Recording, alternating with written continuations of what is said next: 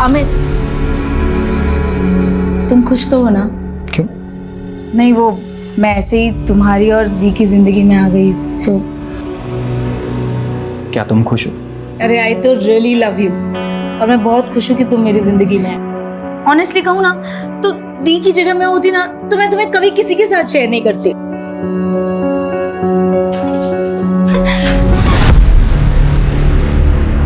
पता नहीं इस घर में हो क्या रहा है। गीतिका, गीतिका! प्रीति, तुम्हें सोचना चाहिए ना, गीतिका भी इसी घर में रहती है। तो दी, गीतिका को भी तो समझना चाहिए ना, अमित मेरे भी पति है।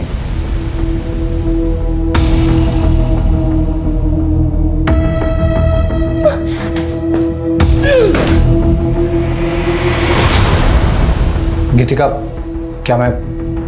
क्या है? गीतिका, क्या तुम मुझसे नाराज हो? मुझे कुछ भी अच्छा नहीं लग रहा है। मन कर रहा है कि कहीं चली जाऊं। मुझे भी ऐसे ही लगा था गीतिका, जब अचानक से रुचि मेरी और प्रीति की शादी करवाने के लिए अड़ गई थी।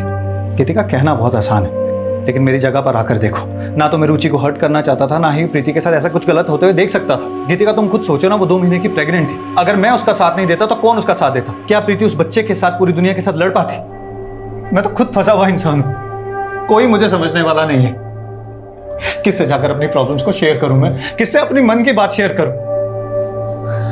प्लीज प्लीज ऐसा मत बोलिए। मैं कभी भी आपकी सिचुएशन जज ही नहीं कर पाई।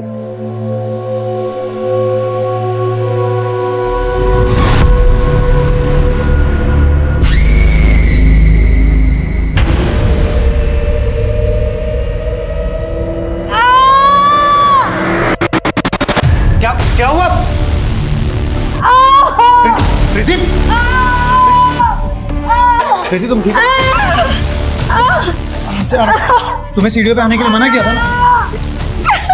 इसको डॉक्टर के पास लेके जाना पड़ेगा।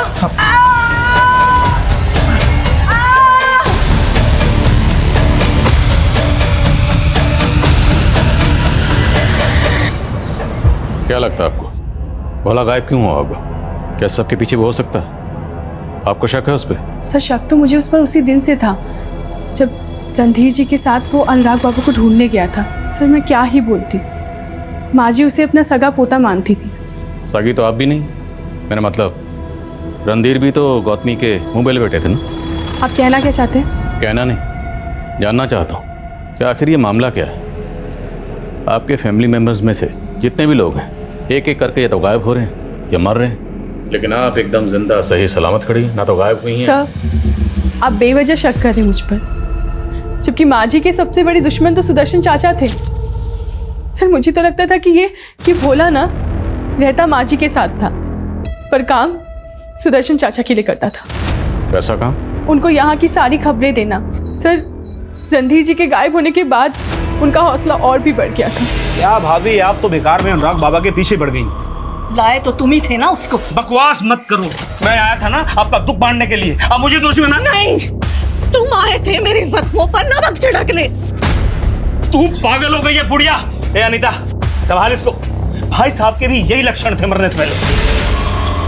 हमें तो पता चला है कि सुदर्शन ने गायब होने से पहले आखिरी कॉल आप ही को किया था। सर, वो माँ जी की मौत पर घड़ियाली आंसू बहा रहा था। वो बहुत कमीना आदमी है। सर, अनुराग बाबा का पता चल गया है, वो मनोरी गांव में रह रहा है आजकल। ठीक है सर।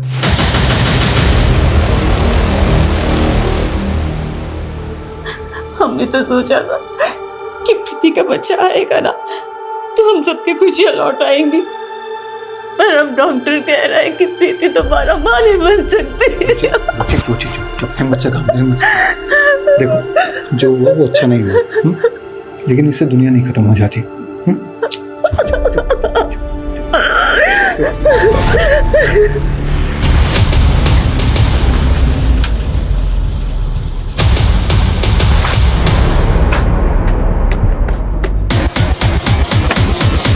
संग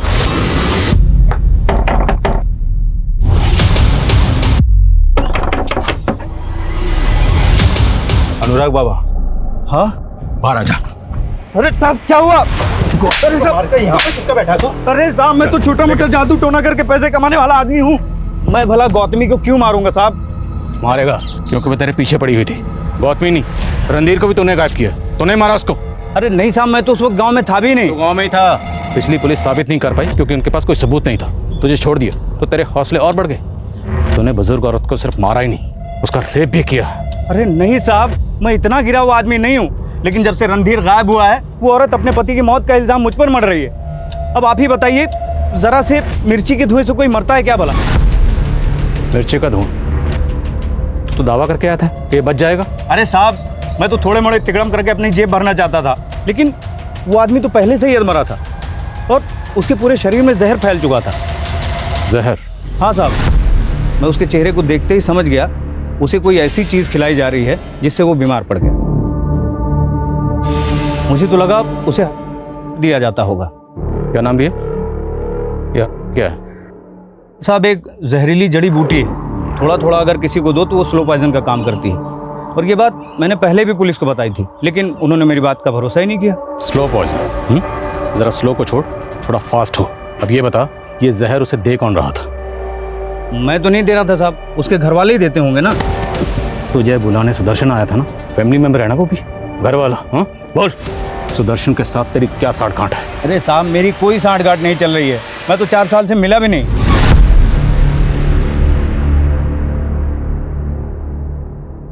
करता है? हाँ, करना पड़ता है। ये लीजिए।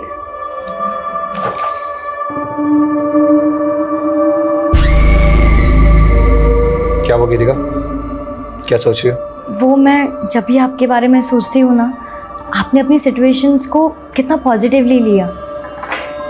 लाइफ में तो पॉजिटिव होना ही चाहिए ना गीतिका। वो मुझे समझ में ही नहीं आ रहा, मेरे माइंड में जो थॉट्स चल रहे वो नेगेटिव है या पॉजिटिव, मैं खुद को जज ही नहीं कर पा रही हूँ। ऐसी क्या बात है? आपने समाज की परवाह किए बिना प्रीति दीदी और रुचि दीदी को, अगर मैं आपसे कहूँ कि हाँ बोलो ना। I really like you.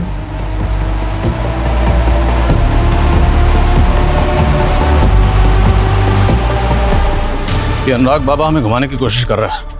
4 दिन लॉकअप में रहेगा तो अकल ठिकाने आ जाएगी। डीएनए लो इसका। Okay sir. लेकिन सर, अगर इसकी बातों में जरा सी भी सच्चाई है तो क्या वाकई में गौतमी के पति को स्लो पॉइजन दिया जाता होगा? सर अगर ऐसा था तो क्या वो सुदर्शन हो सकता है? क्योंकि दशरथ के मौत के दौरान वो गांव में ही रहता था और रणधीर के गायब होने में भी उसका फायदा है। और सर गौतमी के मौत के बाद वो पूरी जायदाद का अकेला दावेदार हो जाएगा। और सर इस अनीता को तो इसलिए कुछ नहीं मिलेगा क्योंकि उसका पति रणधीर गौतमी का सगा बेटा था ही नहीं। कि सारा गेम अनीता खेल रही है। लेकिन सर, सुदर्शन के साथ तो ये भोला भी गायब है। हाँ, पर सवाल ये है कि भोला खुद गायब हुआ है या उसे गायब किया गया है, क्योंकि उस घर के सारे राज जानता था।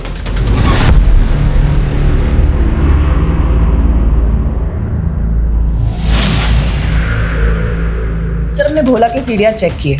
उसका फोन आखिरी बार उमरिया गांव में बंद हुआ था और उसने आखिरी कॉल अंजनी नाम की लड़की को किया था। कौन है अंजलि? गीतिका मेरी बात सुन। नहीं जीना है मुझे।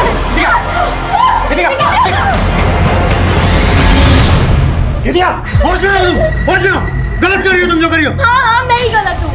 ये प्रीति दीदी रुचि दीदी एकदम सही है, ये दोनों आपसे शादी कर सकते हैं, लेकिन मैं नहीं। गीतिका बस कर प्लीज। क्यों? अमित जी 2 शादियां कर सकते हैं ना, तो फिर तीसरी क्यों नहीं?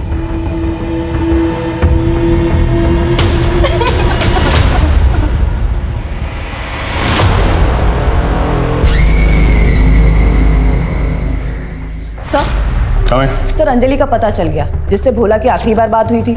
सर इस अंजलि की कुछ दिनों पहले ही शादी हुई है और उसके माँ बाप से पूछताछ करने के बाद उन्होंने भोला के बारे में कुछ भी बताने से इनकार कर दिया। सर वो तो कह रहे थे कि वो तो भोला को जानते ही नहीं, जबकि उनकी बेटी की भोला से काफी बात होती थी। तो क्या भोला का उस लड़की से अफेयर था? सर ऐसा ही लग रहा है, क्योंकि भोला का फोन उमरिया गांव में बंद हुआ था उस लड़की की शादी से 1 दिन पहले। पर इन सब बातों का गौतमी के मर्डर से क्या ताल्लुक? सर कुछ समझ में नहीं आ रहा।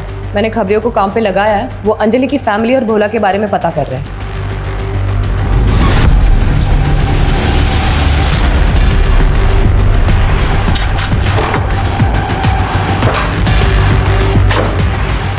सुन, ये ले तेरा सामान और ये कैश, यहाँ से निकल जा, कहीं दिखना नहीं चाहिए। अगर किसी पुलिस वाले पास गया तो मुझसे बुरा कोई नहीं हुआ।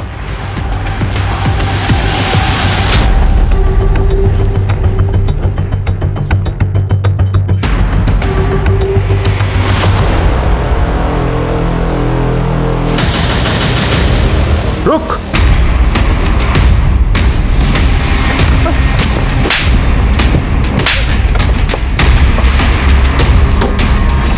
गौतमी का मर्डर करने के बाद यहाँ चुप के बैठा हुआ? नहीं सर, मैंने नहीं मारा है दादी को। वो तो अंजलि के बाप ने मुझे कमरे में बंद करके रख दिया था। अच्छा, सच कह रहा हूँ सर, अंजलि तो मेरे साथ भागकर शादी करना चाहती थी, लेकिन उसके बाप ने मुझे पकड़ कर रख दिया और उसकी शादी करवा दी।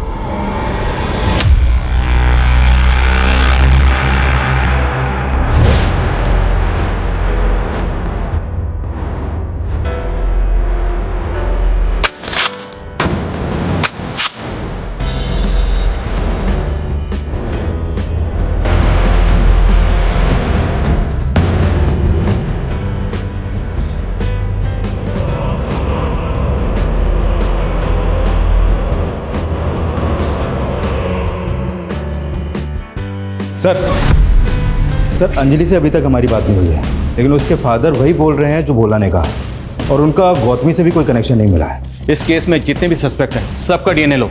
मुझे जानना है वो वहशी कौन है जिसने बुजुर्ग और उसके साथ रेप किया। हो गए सर। सुदर्शन की क्या खबर है? सर, अभी तक कुछ पता नहीं चला उसका। इस केस में हमें कुछ पता नहीं चल रहा। अभी तक इस मुजरिम की कोई लीड नहीं, और ना ही हम ये पता कर पाए हैं कि उसने ये हथियार इस्तेमाल क्यों किया। इसकी 4 नोक हैं। आखिर ये मुजरिम कौन है और उसने ऐसा हथियार क्यों इस्तेमाल किया? सर, रोतेला गांव के बाहर और एक औरत का मर्डर हुआ है।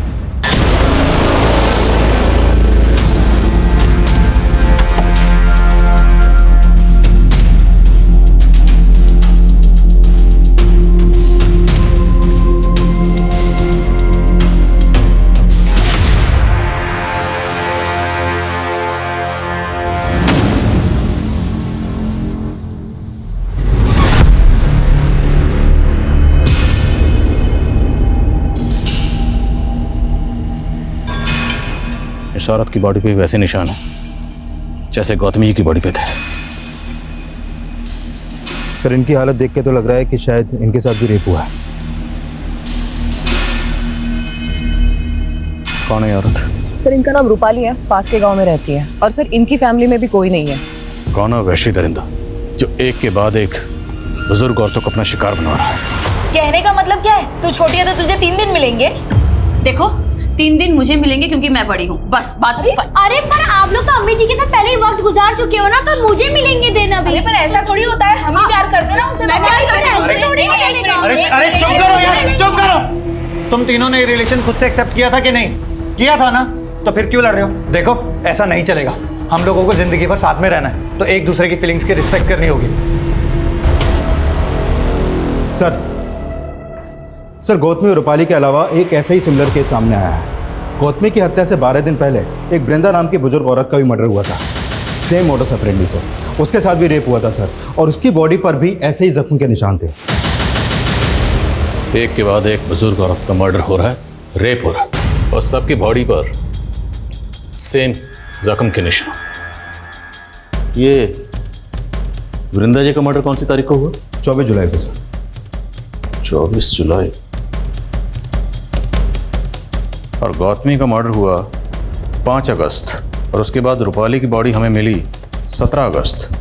24, 5, 17 तीनों मर्डर्स में 12-12 दिन का गैप है। यानी गौतमी के मर्डर से 12 दिन पहले वृंदा का मर्डर हुआ और 12 दिन बाद रूपाली का। सर, ये 12 दिन का क्या चक्कर है? शायद कोई सीरियल किलर। सर, पूछताछ में एक बात पता चली। गांव के बाहर रूपाली का मर्डर हुआ था। वहां पे एक चाकू की धार लगाने वाले को देखा गया। कौन हो? साहब, मुझे क्यों पकड़ा है आप लोगों ने? मैंने कुछ नहीं किया। मैं तो गांव जा जाकर चाकुओं की धार लगाता हूँ। मेरी बात ध्यान से सुन। हम एक ऐसा आदमी ढूंढ रहे हैं जिसने कई औरतों का कत्ल किया, और जो हथियार उसने इस्तेमाल किया है उसकी 4 नोकें हैं। तेरे पास कोई ऐसा चाकू है जिसकी 4 नोक है?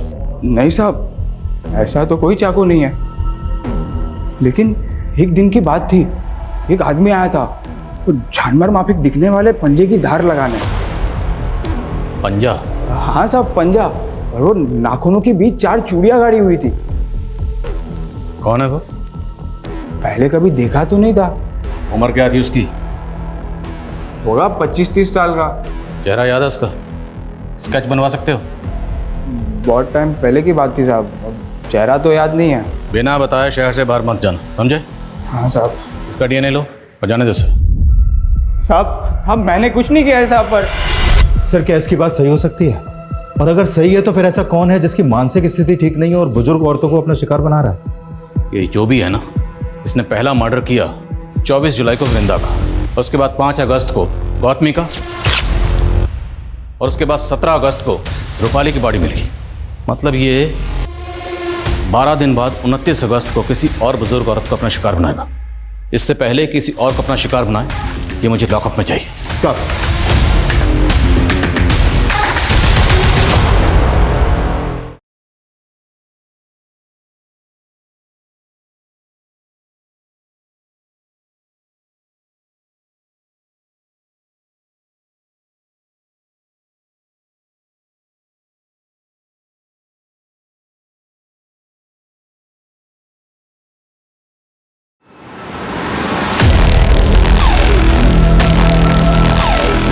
नमस्ते मौसी, पहचाना?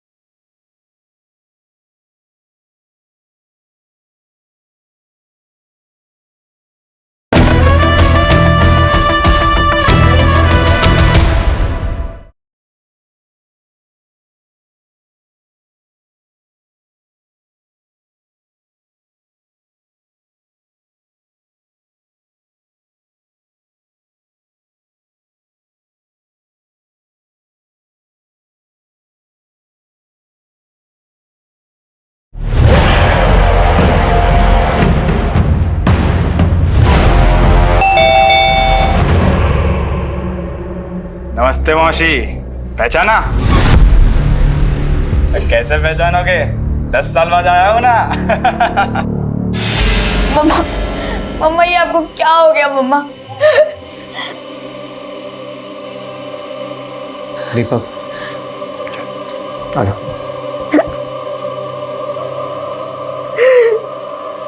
मुझे नहीं पता था कि मैं इतनी जल्दी चली जाऊंगी।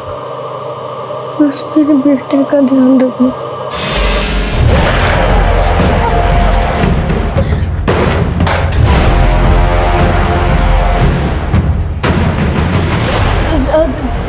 दीपक बेटा तू? मेरी माँ के मरते ही तो तुम लोगों ने अपना असली रंग दिखा दिया। दीपक, आज फिर से तुम्हारे स्कूल से शिकायत आई है। तुमने एक बच्चे की नाक तोड़ दी। तो मौसी आपको इससे क्या मतलब? उसने मुझे माँ की गाली दी थी। दीदी, दिन ब दिन ना ये बदतमीज होता जा रहा है। इससे अच्छा होता गीतिका अपने साथ तुम्हें ले जाते, हमारा तो पीछा छूटता। क्या बोली? क्या बोली मेरी माँ के लिए? अरे क्या बोला तूने? छोड़ो उसे, बदतमीज। हम दोनों भी ना तुम्हारी माँ हैं, समझे? तो मुझे मारा। दीदी, दीदी, दीदी।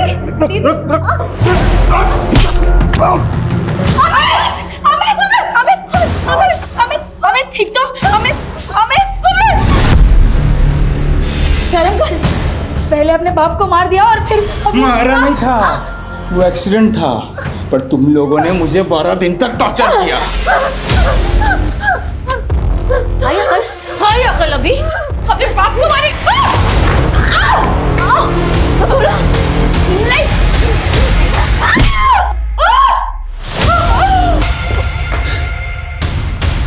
क्या हुआ दीदी? तुमको मैं बताता हूँ मौसी। नहीं। Hello police station.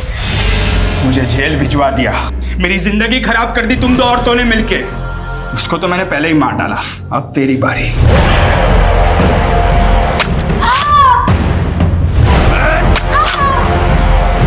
सर ये दीपक की डीएनए रिपोर्ट। उसका डीएनए रूपाली, गौतमी और वृंदा की बॉडी पर मिले डीएनए से मैच हो रहा है सर।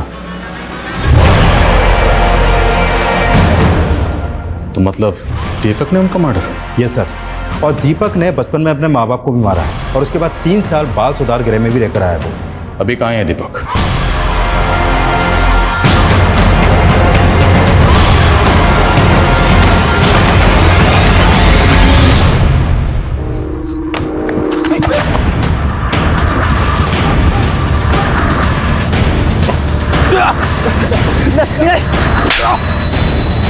मैंने कुछ नहीं किया सर। सर मैंने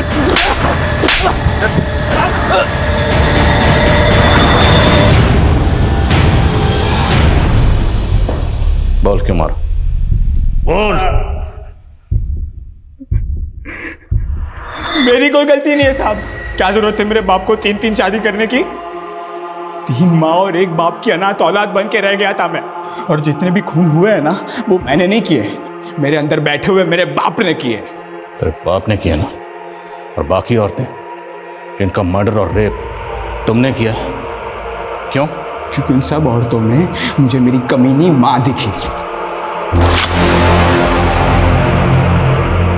और जब जब कोई औरत में मुझे वो कमीनी माँ दिखेगी ना, मुझसे रहा नहीं जाएगा। ऐसा है, जिस औरत में तुझे अपनी माँ दिखती थी तो उसका रेप